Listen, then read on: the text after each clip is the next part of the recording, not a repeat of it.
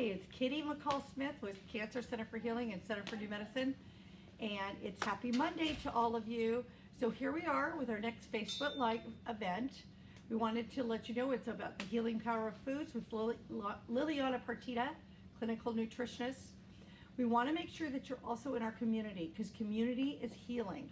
So we invite you to go to cancercenterforhealing.com to sign up for our newsletter and email blasts. Notifications is really what we do. And then we'd like you to go to centerfornewmedicine.com and set up for our there too. We talk about everything from common cold to cancer each and every Monday. If you have any ideas for subjects, please email us at info@cfnmedicine.com. We'd love to hear from you. And with that, here we are with Liliana Partida. Thank you, Kitty. Well, thank you guys for joining in today, and for those of you who are here in the audience. I know we're just getting ready to start the holidays, so oftentimes the idea of healing foods isn't necessarily the first thing on our minds. But what we want to do is we want to start thinking in the mindset of conscious living, which means in order for food to be what we would consider a superfood, it's going to have some specificities. It's going to need to be nutrient dense, with vitamins, minerals, antioxidants, phytonutrients, omega-3 essential fatty acids, a prebiotic with good fiber so that we can feed this friendly bacteria in the gut. And so when you think about that, when we're looking at the superfoods, we're looking at all of those elements, so we would call that superior food. Now, at the same time, all of you can attest that eating healthy makes you feel good. You have more vital energy, you have better mental clarity, you don't get the bloating, and some of the GI issues that can come up with eating foods that are less desirable, or maybe we could even call those processed, homogenized, chemical-laden kind of fake foods oftentimes. Mm-hmm. And granted, nobody's perfect, and oftentimes we find ourselves in a situation where we have to drive into a fast food restaurant or drive up to a fast food. Well, what could we get? And so obviously I always say, bless your food, make the best choices, and then move on with your next meal, because you're only as good as your last meal in terms of chemistry. So today I really want to drive home the message that all foods that are from God's kingdom are great foods, but there's going to be some that are going to be falling into the superfood list. Now what I've done is I put down 50 of them, and not all of them are what we would consider superfoods, but they're really on the top of my list of go-to foods. Now next to those foods, I would add superfood, top superfoods, so that you know that those are going to qualify as the more nutrient-dense foods, okay? We got a little music going on. We got all kinds of atmosphere. We've had technical difficulty tonight, so we're all good to go. Okay, so let's just start out with a sea algae. Now, most of you are not familiar with having a lot of sea vegetables because it's not something that you're part of our culture. But if you were Japanese or Chinese, you would have more seaweed into your diet, and more of the seaweed that is really considered more iodine rich, not the kind of seaweed we use for sushi. And so on the top of the list, we're looking at things that are chlorophyll rich food, like wheatgrass. Now wheatgrass, interestingly enough, has the highest vitamin C of anything that's out there. It's very antibacterial, antiviral, wonderful for the immune system, so you really can't go wrong. Now a lot of patients will ask me, well, since I'm gluten intolerant, how does a wheat express itself in my body? Anything that's sprouted is not going to be what we would consider as detrimental to the GI system if you had a gluten sensitivity or even celiac. But I always tell patients if they have celiac, I probably wouldn't do it. But more than often, when things are broken down in their cell wall and they're sprouted, they're going to be more bioavailable. Now, one of my top sea vegetables is going to be spirulina. It's loaded with protein, so for those people who are vegetarian oriented and they're not eating animal proteins in their diet, it has all the constituents of a fabulous protein without the amines. When you cook meat, you are going to get some byproducts, and I love using spirulina, whether I put it in shakes or I add it to my green drink. Or what I love to do is actually add it to my little fat balls, because that's going to be already with chocolate in it and coconut and a lot of the superfoods, and to add a little spirulina, you really can't taste it too much. So again, we can use it and hide it into things. It's not something that I would say I would pour over my salad. because it does have quite an intense taste, but to put it in drinks and to hide it with some wonderful cacao, which happens to be a superfood as well, would be a good idea. Now, I also love using chlorella because chlorella, again, if you would look at these underneath the microscope, they almost look like a red blood cell. You know, the only difference is that they've got the instead of the iron, they've got the magnesium. But again, they're going to be excellent for your blood. They're going to be excellent for the reproduction of red blood cells as well. The beautiful thing about all sea vegetables is they are what I would call cleansers to heavy metals. And who doesn't need that? Because we are living in an age right now where we're exposed to so many unseen toxins. So that's probably one of my favorite things to use just as what I would call a binder agent. So for those of you, I love seafood, is that every time I go out to eat sushi, I always have chlorella in my purse so that I could take 5 or 6 pills of chlorella so that it binds to the mercury of those fish, because face it, we pretty much aren't going to eat any fish that isn't going to have some contaminations in regards of the Fukushima fallout and things of that nature. So it's always good to just think, how can I bind things up that I'm not fully aware that are even in foods?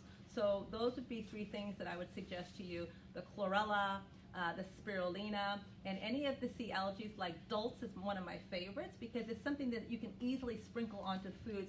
The beautiful thing about all of these is they have wonderful iodine in them. And without iodine, you can't really have a proper functioning thyroid. And so again, iodine is, it allows for the, what we would call the T3 to convert over to T4 so that it's a usable iodine. A lot of people think, well, how about if I have salt? You know, that's got iodine, but that's the kind of iodine that absolutely does nothing for us at all. Gets us dehydrated, raises blood pressure. So we want to have a good quality salt. And so in my book, a superfood would be a good quality salt like Celtic salt or Himalayan rock salt or real salt, as well as those sea vegetables like dulse is really great too, as I said before, because it's got a little salty taste to it, so you can use that as well. Loaded with tons of minerals and potassium.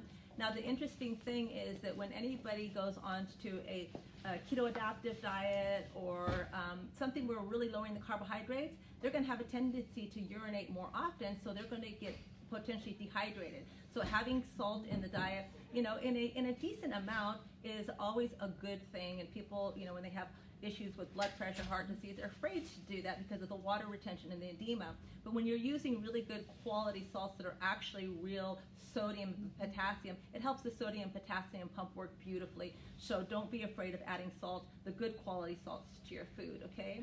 Now again, now in that list that I gave you is going to be many more things that I'm going to be talking to you tonight about as well, okay? So the other thing that I love to have is hemp seeds, because hemp seeds are a superfood because they're very loaded with high protein and also omega-3 essential fatty acids.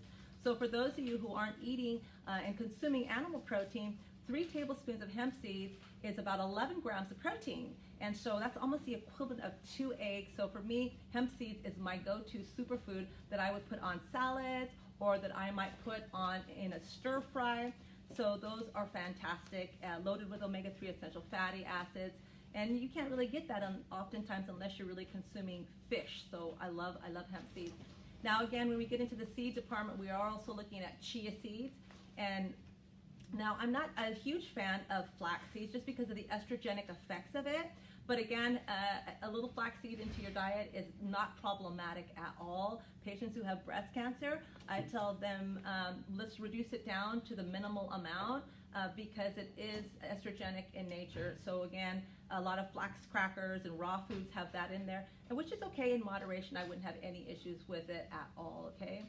Brazil nuts I love for their high selenium, but we don't need a whole lot of these, just like a little 3 or 4 of them, which are fantastic. But it gives us that wonderful antioxidant that we all need, as even the selenium works as a heavy metal chelator as well. I love almonds. They're considered more on the alkaline side as well. And so again, there's not all nuts that we would consider superfoods, like peanuts and cashews are 2 nuts that we really don't recommend very much for their allergenic effect, for their high sugar effect of cashews, and also they have anaphylaxis, especially the peanuts. So those are the foods we don't consider superfood at all, and we wanted to leave out of the diet. Now, for you people who oftentimes are looking for cheeses that are vegetarian, they have cashew in it. So it's not that it's going to lower your immunity or cause any real problem, except for the fact that it is going to be higher sugar than any of the other nuts. And if we're trying to keep it down, we want to keep them to a minimal in the diet. The other thing that I love to have with nuts is to make alternatives for dairy type milk. So you've got your coconut milk and your almond milk, which is phenomenal because it really makes for great shakes so that you can eliminate any kind of cow dairy as much as possible.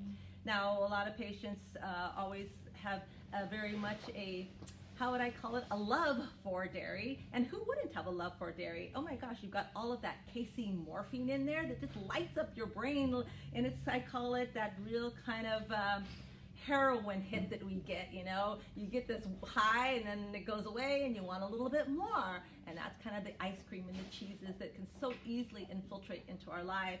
Now, if we're going to do any dairy at all, for it to be even considered a part, and it's really not a superfood, but it's still considered a good food, you would want to go for cows that are called A2 cows. They're going to have more omega-3 essential fatty acids. They're going to be pasture raised, pasture finished, and that's what we're looking for because we don't want to have the antibiotics, we don't want to have the hormones. Again, I tell patients, if you are only capable of buying factory raised meat, I prefer you be a vegetarian. Okay, because factory raised meat is not going to be beneficial in any way, shape, or form. So I give patients, you know, they come in with their mindset of what they want to do. I will never steer them away from their philosophy, but at the same time, if they're not capable of using good quality foods, I'm going to steer them to the best quality since we're really trying to boost up the immune system as much as possible.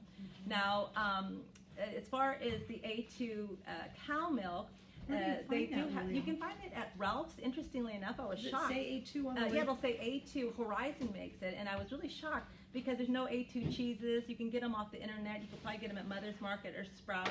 But I thought, well, this is perfect because then patients can make kefir and yogurt, which are going to be more listed on a higher grade of dairy because it's fermented. It's going to have probiotic effects. It's going to help to heal the gut as well. So again, you could make your own yogurt or your kefir with this A2 cow. So I was really excited when I did see it in a normal grocery store like Ralph's. So it was really great. But cheeses and cow dairies, they don't really end up on what we would call the superfood list because they're mucus oriented for a lot of patients. And unfortunately, they have insulin growth factor, which can make things grow. So for people who have cancer or other issues, we don't want things that are foreign to our body to grow. And so we don't recommend having cheeses and other dairies other than the A2 and or goat or sheep if we're going to use that type of a dairy as far as what we would consider a high quality food. Now, some of the other foods that I love to have, I'm just going to just take a quick list so I don't miss anything. Of course, is all of the wonderful condiments that we can have that we can just really add into our meals so easily, like garlic. It's really considered an antiseptic, an antibacterial, excellent for the gut, for your blood. And right now we're going into winter season. So again, I would say when you have a cold, just take 2 garlics. Just take one little chew of a garlic, bite into it and swallow it, drink some water. But you can kind of avoid a little teeny bit of that kind of heavy garlic breath that we can get and have a little lemon juice after that. But I would say garlic should be gracing all of your plates in regards of in your food and salad dressings that you can have it raw and or when you have colds, just taking 2 garlics a day, 2 to 3 garlics will really help to bring that viral load down. I love having turmeric because of course turmeric's got the curcumin in it, which is very anti-inflammatory.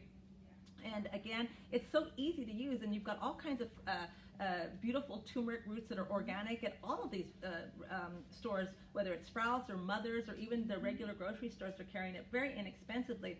So I love using it. It makes the food so beautiful and golden color. But again, whether I'm using it in a turmeric tea drink or whether I'm using it in a curry or just putting it in a juice, it's going to be very highly effective as a great antioxidant, a cleanser, and also really will support inflammation. So that's also considered top of the superfoods.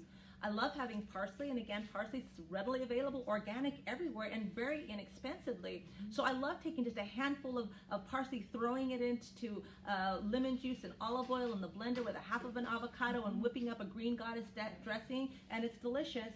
And again, what I love about parsley, not only for this chlorophyll, which is very cleansing to the blood, but it actually is really great for the kidneys and any kind of UTI issues. It really supports kidney function. So I love using garlic. And again, we can throw it into salad dressings, to shakes, to all kinds of wonderful things.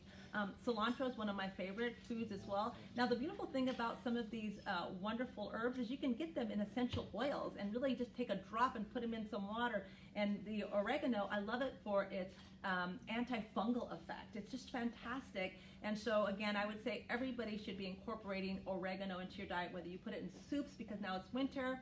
Our body's going to want more metabolically warming foods, and so you'll find yourself hungrier in the winter because you're looking for something to metabolically keep me heated. So we trick our body by having wonderful soups and hot things. So again, we can load those soups with wonderful garlic and all these beautiful herbs and really make it a good healing tonic type of soup, which is always going to be very wonderful during the cold season. I love using things like cinnamon as well, because cinnamon, it's excellent not only for the blood sugar, but it's just a great way to sweeten things without putting sweetener in it. And so again, it helps to lower blood pressure. It's going to be great for your blood sugar. It's going to help for weight loss. So again, you really can't go wrong with cinnamon. So just again, putting like a half a teaspoon or a teaspoon into even warm water and making a beautiful tea out of it, or whether you're putting it in your drinks. I love it in most all the things that I'm doing some sort of a liquid shake of something of that nature. So again, cinnamon would be definitely on the top of what we would consider the superfoods. Now, again, there's many herbs out there, so just because I'm not naming them off, I say all herbs are going to have a beneficial effect to you, and they're the oldest cure of all time, right? The Chinese used herbs for healing everybody, and so again, they're easy to put into your salads, whether it's fresh peppermint that you're using, which is wonderful for the GI system, for cutting down mucus, for detoxification. So a lot of times when I make a salad, I'll just put, whether it's a handful of peppermint or basil in there or cilantro, but it really just adds a nice, wonderful flavor with all of these healing elements to it as well. As far as fruit is concerned, now we love fruit, and who doesn't, because it's almost like candy, but at the same time, it's got a lot of sugar. So you'll notice on that list that I gave you when it says a superfood, I put limit high glucose content. So the okay, audience didn't get that. Okay. So we're going to have to go over. No, we will load it onto the website, and so if you would like to download it, or ask them to email info@cfnmedicine.com and okay. I'll send it to them. So for those of you that aren't here today, and if you would like a list of the 50 superfoods and some other information on there, you just would have to just email the Center for New Medicine, and then we will send it out to you. Info@centerfornewmedicine.com. CFNmedicine.com. Info@cfnmedicine.com. I've got Kitty over here correcting me, so I want to make sure you got it right. Okay. All right. If you have questions, so let me know. And if you have any questions, she'll let me know, but guess what? We're going to answer them afterwards, because if you've heard me before, I can definitely talk a lot, so I want to make sure I get your questions in there as well. So as far as the fruit is concerned, kind of think about it this way. Everything in moderation, honestly. I mean, like I said, if it's God's food, it's good food, but the bottom line is you're looking at what we call the bitter, better foods that are going to have the anthocyanins in there. They're going to have the antioxidants. They're going to have the eulogenic acid in there. So think, when you're thinking fruit, bitter, better all the time in the berry family, whether it's blueberries, blackberries, raspberries. Those are all going to be a little bit lower on the glucose level than the tropical. But mango and papaya and also pineapple make it on the superfood list for their high bromelain of pineapple for inflammation, for blood pressure. But again, small amounts go a very long way. So a couple of chunks put into, what I love to do is just take a couple of chunks, throw them into 8 ounces of water, put it into the Vitamix, and make just kind of a pineapple water. And if I put a drop or two of stevia, well, it makes me feel like I'm drinking a pineapple juice without, 45 grams of sugar that I would have to use to make an 8-ounce glass. So I like to use it like that. Now, kiwi also makes it as well. Now, again, it's a bitter, better food. So at the same time, it's great for free radical scavenging as well, and high auric antioxidants. So again, one small little kiwi is going to be perfectly fine. If we have 3 or 4, then it becomes a little bit more load on the glucose level. Things like oranges, for example, or grapefruits. The citruses are very good because, of course, they can cut down the mucus. They can support the high level of vitamin C, which is for the immune system. They're cleansing. But again, you know, an orange or a grapefruit in its entirety is 18 grams of sugar. So I do the same thing with them. I just cut it down the middle. I peel it and keep a lot of the white on it because that's where all the biflavonoids are. Throw it in a blender with some water, and now I've got an 8 to 16 ounce, drink that's going to taste like, any of those fruits that I might put in them. So kind of think, if I'm going to eat fruit, half of them should do the trick in keeping my glucose level at a low. So you'll see right next to that superfood, I said limit high in sugar, just so that you guys can understand that it's not a free-for-all, because we want to make sure that we're not consuming excess sugar. Not only does excess sugar feed rogue cells like cancer and fungus and bacteria and viruses, but it also can contribute to weight gain, which right now we're just entering the holidays. That's the last thing we want to think about, is being on a diet, but at the same time we want to be consciously moving through this holiday season, so that if we have a 2 or 3 pound weight gain, that's normal, but we don't want a 10 or 15 pound weight gain, because that's no fun at all. Acacia berries and also goji berries are also great.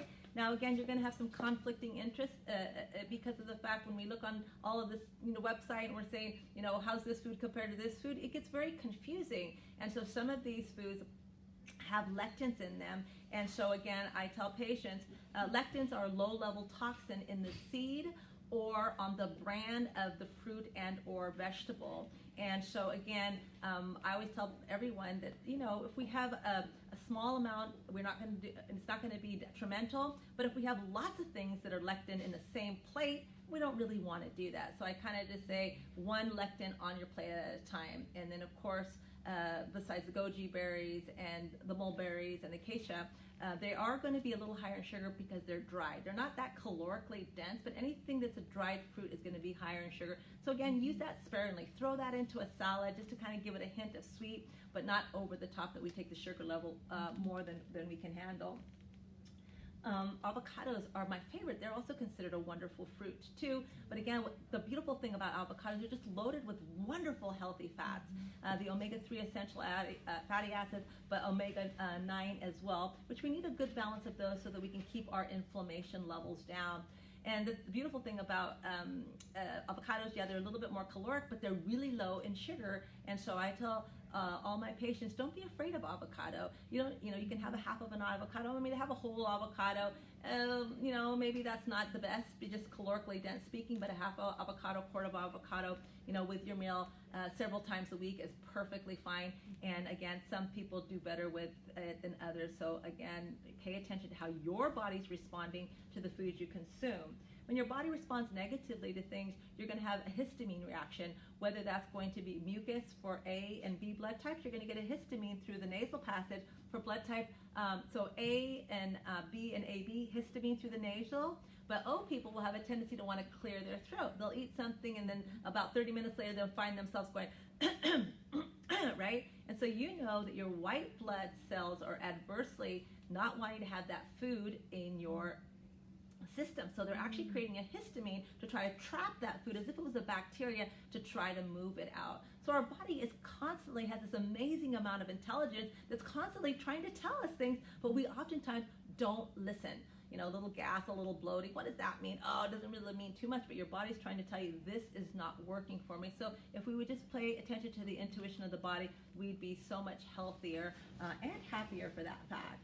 Now, coconut's wonderful. I love coconut because the lauric acid is great for the GI system. It's antifungal, antibacterial. It's great for the gums.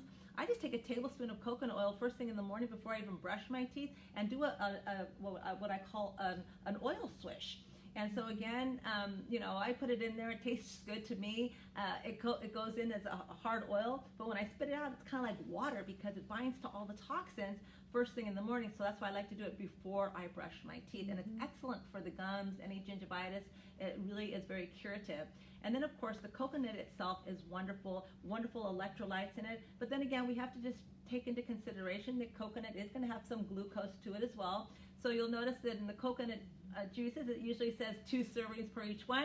And so you might not realize that you just drank 2 servings and that was 20 grams of sugar. So again, I always like to use a little of it and add water to it so we can really kind of dilute these things down so we can enjoy them without having to abstain from them, but at the same time, get the flavor.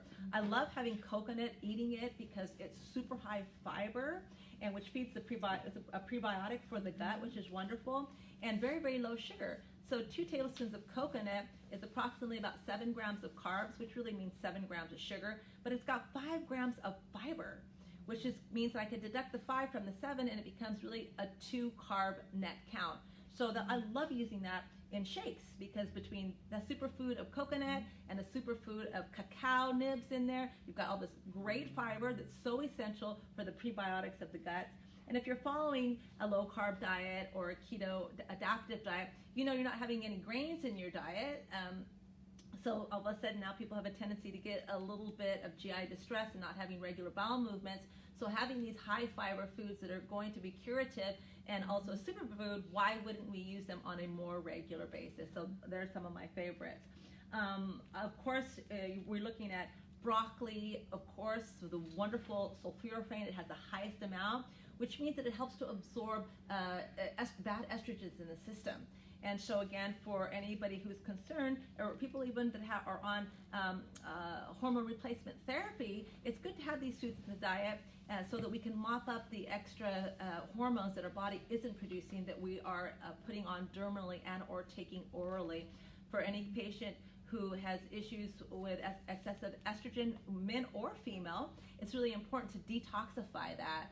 We're noticing a lot of gynecomastia, and that is, excessive breast tissue, and also men are not exempt from having breast cancer. And so we really want to make sure that we're excreting the estrogens out, because we're getting so much of it in the phthalates of the plastics that we are consuming. I mean, America is a plastic-laden society. You can't get away from it, whether it's wrapped up in the foods that you buy or in the things that you consume, the drinks. So again, I want to urge all of you not to have plastic water bottles, because as soon as that water bottle gets hot, it actually leaches the phthalates into the water, which is xenoestrogens, which are they'll compete with your own estrogens. So they're very toxic to the body. So again, we want to make sure that we're always using something to help to detoxify. So all of the sulforaphanes, all of what we would consider the braca family, whether it's the cauliflower, the cabbage, or the broccoli, are all wonderful detoxifiers and really support the liver and gallbladder for detoxification. So they really should be part of your diet. Now, there was a question earlier in regards to, well, what if you're allergic to these wonderful superfoods? Well, obviously, you have to listen to the wisdom of your body. Myself, I'm allergic to carrots and spinach, and what else was it? Carrots and spinach, and there's a few other ones, but oh my goodness. So it's like, all right, well, when I go to restaurants, I'm like, well, can I have this? Can I have that? So it makes it a little bit more difficult, but you know what? It's way worth listening to the wisdom of my body so that my immune system doesn't become overactivated and create an autoimmune disorder. So remember, somebody else's medicine can be your poison, so you need to be really sensitive in regards to how your body's expressing itself. I have patients who use the pendulum, and they kind of check each one of their foods to see if it's spinning in a way where it would be beneficial or not. We can use kinesiology in the same way, but again, be very conscious of how your body's expressing itself when you eat your food so that you can make adjustments. So the whole cruciferous family is awesome. Spinach is awesome, and it's great because it's got a wonderful iron content to it. It's great for the blood. It's great as a purification for the liver as well as the gallbladder. So they're all purging agents. So you might have noticed that when you do green juices, you got to rush to the bathroom pretty quickly because they cause peristaltic activity. So again, they're great cleansers. So I would definitely have them in my diet on a daily basis. Now, when it comes to some of the more denser carbohydrates, sweet potato makes it on the superfood list, okay? It is a high alkaline. Now, you'll notice that I put next to next to the yam, I put, limit because it's high glucose. So again, how I would use sweet potato would be I would steam one, maybe cut it up into like 6 little rounds, and then I would just take 2 little rounds, and then I would throw it into a salad so I've got the texture of it. Now remember, you've got to trick your brain to some degree because it's looking for all the Ayurvedic tastes. It's looking for salty and sweet and crunchy and soft and bitter. So if you don't offer it, it's going to make you have a craving, and then you may end up eating something that's necessarily not a superfood or not to your highest interest. So we want to build that into your diet, whether it's a little bit of steamed carrot into a salad, or a little bit of goji berries into that salad, or a little bit of sweet potato in there. Again, we want to be mindful how much sugar that it turns into, so that we're not creating an overload principle. But I like sweet potato because of the fact that it has very little lectins in them. And again, lectins are those low-level toxins that can create inflammation in the gut. So that is considered a superfood. Now the Yukon, which is considered also a low lectin, is not on the superfood list, but the yam is. When it comes to animal protein, I would say probably salmon is going to be your best bet in what we would call a superfood. The color of the salmon with all of its anthocyanins is a super good antioxidant, but again, you don't want to get farm raised because they actually dye your fish to make them look nice and pink. So the soaky salmon is great, the wild caught salmon, we don't want anything factory raised, we don't want anything that's farm raised if you can help it at all. Otherwise, I'd rather see you eat a vegetarian meal than expose yourself to those particular chemicals and or toxins that are in these foods. As far as meat is concerned, now, we are big believers that we shouldn't isolate. Our diet shouldn't be so ridiculously stark that all of a sudden now we're not producing the enzymes that we need for a full spectrum. So it's not that you have to eat animal protein. We're not, 100% advocates that everybody has to have it, because some people do really well without it. But if they are going to have it, we say once a day probably be a good idea, so that you're not over acidifying the body. Best time to have it would be at lunchtime. So if you want to have that nice salmon on a salad, or you want to have some pasture raised, pasture finished meats, just like you have A2 cow milk, you have A2 cows, pasture raised, pasture finished. So again, we don't need a whole lot. Most of us really aren't in reproductive state, and so about 20% of our total calories can come from protein, which is literally about less than your palm size of your hand. So we don't need a whole lot. I always like to say if we can cook them in a way where we're not overheating them, so we put them in a crock pot or we're stewing them, it's going to break down those foods without the overexposure of the heat that can cause the excessive amount of amines. And this is why a lot of people who have cancer don't want to eat meat, because when things get heated, like even our own body, when we exercise, we produce what we call free radical oxygen species. But because we're a living entity, our own antioxidants like glutathione, it helps to quench these free radicals. But a piece of meat is inert, it's dead, it has no antioxidants to support the heat. So how do we support that and have it be a good, healthy diet? Is we want to pair it up with chlorophyll-rich foods. So if I've got a small piece of grass pasture-raised meat, and I've got a beautiful arugula salad that's just loaded with all this chlorophyll and iron and calcium and potassium, then I'm getting all these minerals to support a small amount of what we would consider more acidifying food. But remember, we're looking for a balance between acid and alkaline. Patients who go to only eating alkaline, sometimes their alkaline level can go up to 8 or 9, and that's not healthy either. We want to keep it at about a 7.4, which is what we would consider a perfect pH. And so again, if you're testing your pH, it's better to test through the saliva rather than the urine, because the urine is going to be more acidic all the time because it's the excretion of, and the correction will be in the saliva.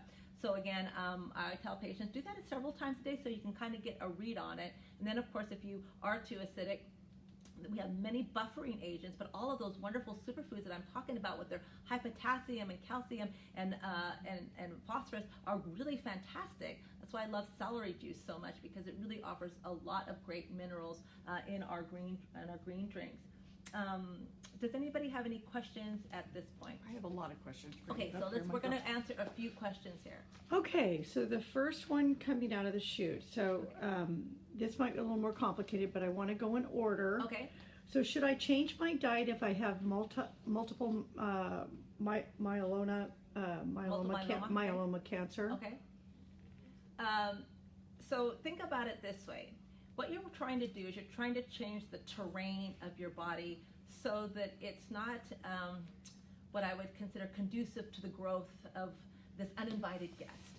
And so one of the things we want to do is we want to look at your diet. What diet do you have? Do you have a standard American diet which is not going to be superfood oriented.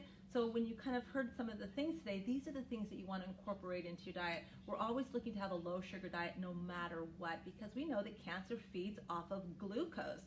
And so again, we look at maybe 12% of your total caloric intake to be from things that turn into sugar. And all vegetable, fruits, beans, and grains turn into glucose. So, you know, what we would do is I would sit and chat with you. One, find out what you like to eat, because obviously if you don't like what I'm going to tell you, you're not going to eat it. And then so you and I would actually really kind of sit down and figure what's going to work best for you, and what are the considerations that we have as far as your blood work. Great. Thank you, Liliana. And if you're trying to get, so let's talk about, you talked about Candida, but I just want to make sure that they understand it. If you're trying to get rid of Candida, can you eat sprouted wheat? Okay. So sprouted is always going to be better. Now, any grain, I don't care if it's gluten-free or if it is regular gluten, it's going to have a high level of lectins. Lectins are those low-level toxins built into all foods to ensure its survivability. So it's in the seed, so that when that fruit or food should drop to the ground, that it should sprout and grow again. And it's God meant to do that for its survivability. It does feed the friendly bacteria, but if we have issues with our gut, it can cause a lot of inflammation. And so I would say grains are not my favorite. I love coconut flour and I love almond flour because they can make wonderful desserts and or breads. So I would say sprouted is always going to be your best bet. So if you have one slice, if you notice on the back, it will say one piece of bread is 20 grams of carbs. That means 20 grams of sugar. Remember, Candida loves sugar. If you take the 3 fiber away, it's still going to be a net 17. So if I have 2 pieces of bread, I'm way over the top, and I've got plenty of food for Candida to flourish in your body. Great. Do you recommend macadamia nut milk? I love macadamias. They're a little on the expensive side, but they're fantastic. They're loaded with omega-3 essential fatty acids, omega-9s. They're great, and they're very, very low sugar. So I like macadamia milk, or whether it is the actual nuts themselves. They're great, good fat. So they want also a clarification. When you talked about the garlic, and just in clarifying that, does that boost your immune system? What is the garlic for? So it's antibacterial and antiviral, and it supports your immune system. It helps to get rid of mucus. It helps to lower your blood pressure. So it's great for heart health. It's great for bacterial. And so again, you can't go wrong with garlic. Now, you can go wrong with garlic if you have a sulfur issue. That means that your body doesn't clear sulfa very well. How will you know that? When you eat garlic, you're going to burp it up, you're going to get a bloated belly, you're going to feel very gassy. And so again, many people have issues with sulfur foods. They can't drink wine with the sulfates, they eat broccoli, they get bloated. So really pay attention to the wisdom of your body. And that's perfect because it leads into the next question where there's one of our listeners is saying, I'm bloated all the time. Okay. So bloating is the wisdom of your body saying, please pay attention. Now, everybody does that, even me. If I eat something, I can go from flat stomach to 3 months pregnant. And of course, that's not fun at all, as well as the byproduct that goes along with that, which is gas, right? So what you want to do is say to yourself, if I've got a lot of bloating and gas, I probably more than likely will have what we would consider dysbiosis of the gut. You don't have enough friendly bacteria in the gut. And so again, these unfriendly bacteria, when you eat these sugar foods, they're just going to go crazy and start chumping it all and create fermentation and causing you that bloating. If you are eating foods that are not specific and are having allergy responses, you're going to get the bloating effect as well. So again, on a one-to-one basis, we chat to see what is in your diet, what blood type are you, that your immune system might be fighting with some of the foods. But I'd say the top bloaters are going to be all gluten and all dairy products are the top bloaters. Okay. Now, I don't know if I'm saying this right. Nettie is asking a question. What is your take on soursop leaves? Soursop leaves. I haven't personally used them, but again, anything that's going to be a bitter taste is going to be good.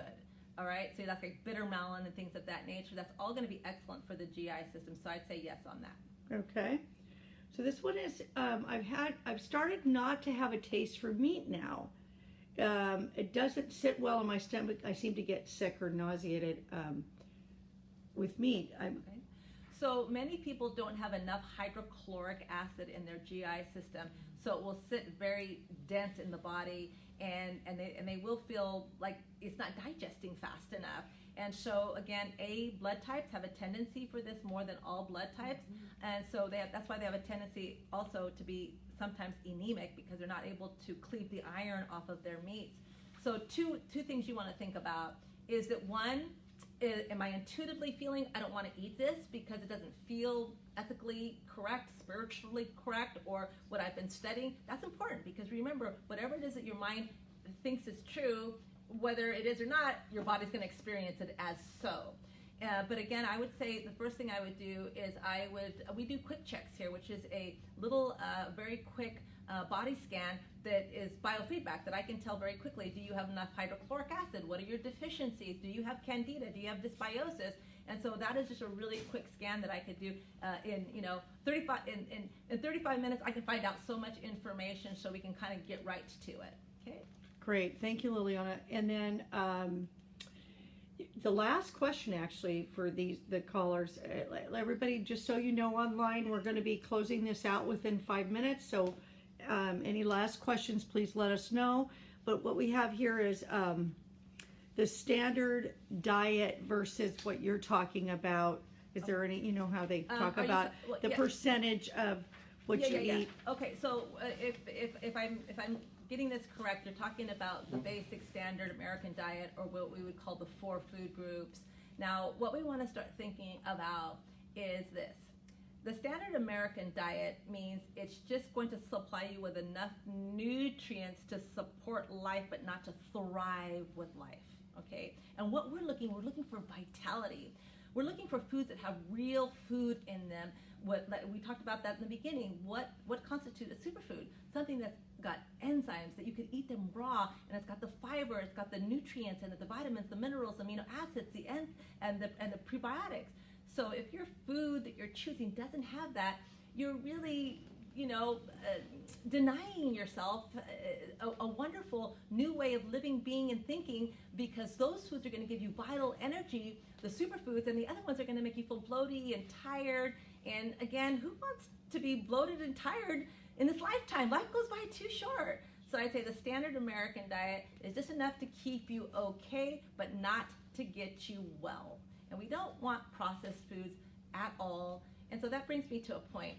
What about all these alcohol sugars and all of these what we would consider fake sugars? Well, obviously, anything that ends with, like aspartame, any of those what we would call chemical sugars are literally carcinogens, because they chlorinate them. Aspartame, NutraSweet, Splenda, Equal, Neotame, all of these tame at the ends are terrible. They will speed your way to Alzheimer's disease, because literally they're an excitotoxin to excite your brain cells to death. Now, there's not enough research when it comes to the alcohol sugars, but we do know for sure that if you're sensitive, you can get a lot of GI upset with xylitol and erythritol. And we definitely don't want mannitol at all, because that has the quickest spike for the glycemic index. And so many of your foods that are processed, which I'm hoping after today we're not going to have processed food, have a lot of those hidden sugars in there. And even your vitamins have got mannitol and things that are really not at all beneficial, and can really create a lot of imbalance in your gut biome. So again, if you don't have an issue, like I don't have an issue with erythritol, but many of my patients get diarrhea and get upset. So again, pay attention to the wisdom of your body. But my favorite is going to be stevia, or it's going to be monk fruit. I like that, which is what we call Lakanto. So they're coming out with some nice little sweeteners. Like there's one that's called Agave 5, and it only has 1 carbohydrate per teaspoon, compared to a teaspoon of agave syrup, which is going to have somewhere around 12. So it's a big difference. So you can kind of use it, in your teas and things of that nature as well. Any other questions? So let me see. There was one thing that I wanted to talk a little bit about, because people ask me all the time about oatmeal. Okay, it's not that oatmeal in and of itself is not good. In fact, it could be considered a really good food if we have certified gluten-free, right? That way we know that the fills haven't been cross-contaminated. Now, normally oats are considered gluten-free, but again, if they're grown anywhere with the vicinity of other oats, they can have cross-contamination. Now, the thing about oats, just like any other grain, it does have phytic acid, which doesn't allow you to fully absorb the minerals, and it does have some lectins, but not as much as the other ones. So when I think of oatmeal, I think of a nut oatmeal type of a cereal, which means I will use 1/3 of the oats. Just put them 1/3 of a cup in oats, maybe 3 tablespoons of chia seeds that expand 12 times its size, and then a couple tablespoons of hemp seeds in there with the coconut milk in there. And now I've got something that's full of superfoods. We've got the wonderful fats, omega-3s from the hemp seeds and the chia seeds, and great fiber to that. And then have a little bit of the oatmeal that is very heart health, cholesterol binding as well. So again, if you're going to do oats, make sure that it is gluten-free and a smaller amount. If you're going to do eggs, let's make sure they're pasture eggs. But remember, your body wants variety. If I eat eggs every single day for 2 weeks, I'm going to be allergic to eggs. So again, rotate every 3 days would be a good idea, and change your proteins as much as possible. So if there's no more questions, do you guys have questions? Any of you guys that are here? Any questions at all? No. Okay. Well, I want to thank you guys for coming and supporting us here at the Center for New Medicine, and for all of you guys out there for your support. As Kitty said, you know, we're here to be ambassadors of health. So when you get healthy, that's something that you can share with other people, because they're going to ask you, what are you doing different? You look so much more vibrant. And guess what? You're going to say, because I am a superfood person on my way to the top. Have a great Thanksgiving. We'll see you next week.